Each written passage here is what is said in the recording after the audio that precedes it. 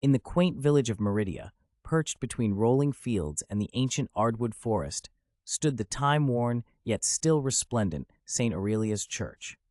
With its towering spire pointing skywards like the finger of God, St. Aurelia's had been the spiritual haven for its community for centuries. Constructed in the Middle Ages, it had survived wars, famines, and the relentless march of time, serving both the humble and the noble.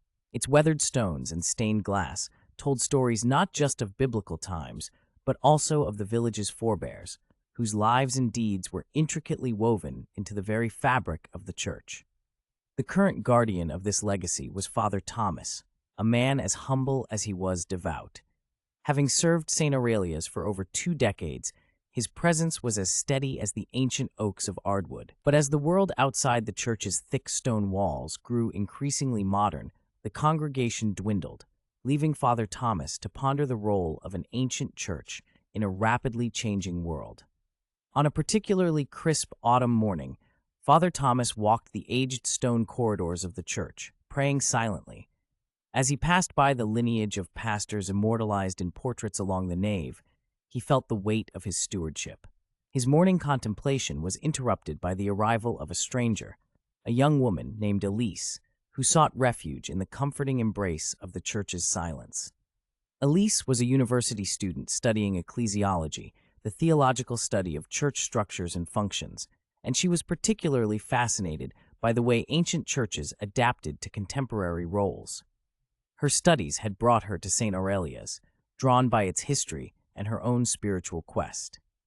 Intrigued by her interest and energized by the opportunity to discuss his life's work, Father Thomas shared with Elise the history of St. Aurelia's.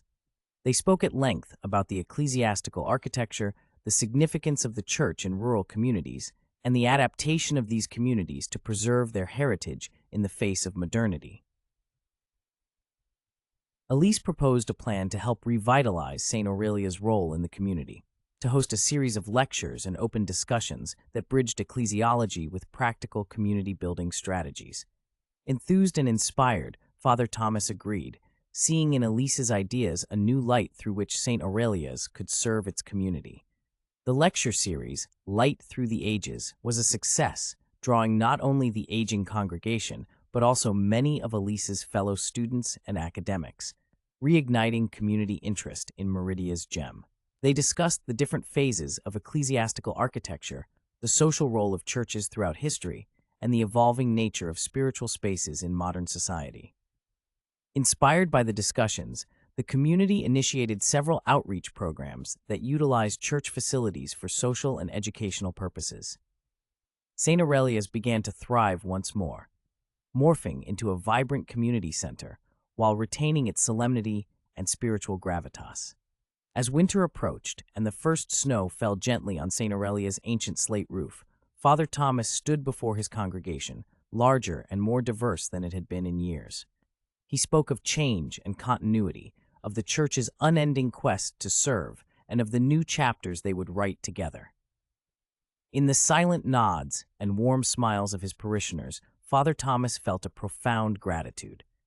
St. Aurelia's, with its deep roots and newly spread branches, stood as a testament to the enduring relevance of sacred spaces in human life.